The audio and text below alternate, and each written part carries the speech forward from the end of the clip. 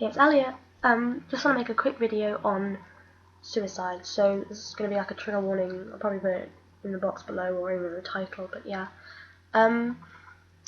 Suicide is like, okay, you're in an office and there's a fire and you don't know how big it's going to get, but you kind of, in your head, you're like, the whole building's going to go.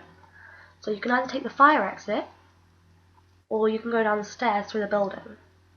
Now, the fire exit is like suicide. And so once you go out of the door locks behind you. So if the fire exit's broken, you're stuck. You know, you can't go anywhere. That's the end. If you go for the stairs, there could be multiple routes to go through. So you get a chance and think you might not be you're not able to see what's going to happen 3 floors down. But why necessarily, just because it seems like a good idea at the time, take the fire exit when you know that's it? Why not take the stairs and give yourself a chance for a couple more levels?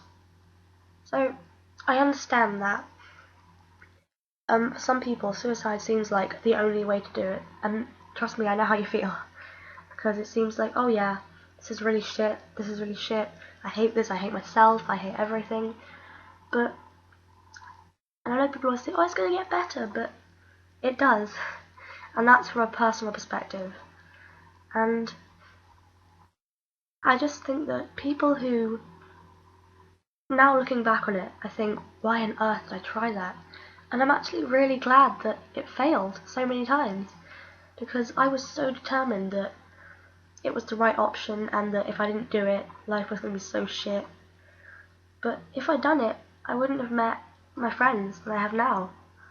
And there's this one girl called Helena, and I'm so glad that I survived so I could stay and talk to her, because she's just this amazing person.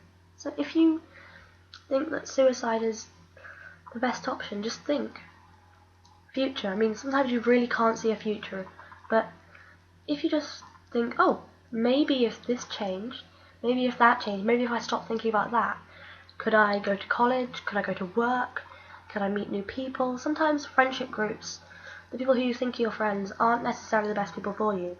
So a best friend is the person who doesn't make you feel shit sometimes, doesn't think they're superior to you. You know, you've got to have someone who understands who you are and loves you because of that, not despite of that, you know? So sometimes making new friends and making little changes in your life, like, I don't know, deciding to not go to that, say there's a bad place that you go and you, I don't know, do drugs or something, making the small choice to not do that is a big step. And just by making little changes in your life, you can change how you feel.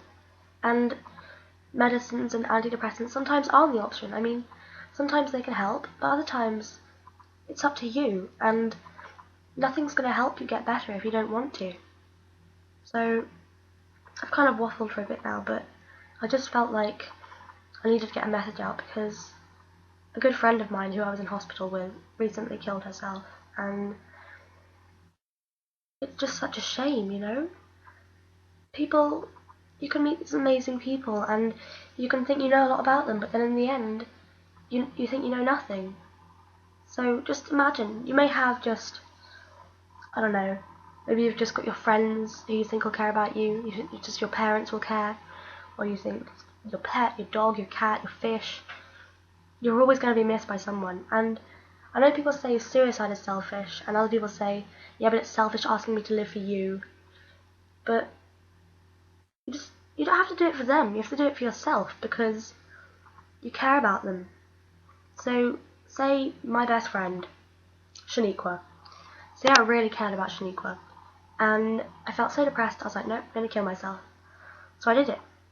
And Shaniqua was then left thinking, oh my god, who's my best friend? What do I do now? You know? And people do care, no matter if you can't see it.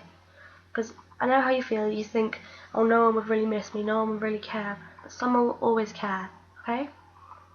So, I guess after a lot of rambling, this video is basically about the fact that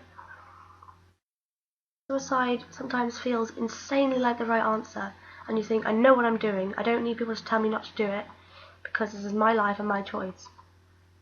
But you kind of have to think, this is my life, but I've only lived a tiny fraction of it. You have no idea how long you're going to live. I mean, in the future, they could invent a machine that you can put your brain into a robot and live forever. So, why do you want to miss out on the future? You know? I never thought I would be here. I thought, oh, I'm going to leave school and I'm just going to die. I had no plans. I worked till the end of school and then I was sectioned. Now I'm living in a shelter for homeless people, but it's a nice place. I've got friends. I'm getting a job. I'm actually really happy. And I think that people underestimate the little things in life that can make such a big difference.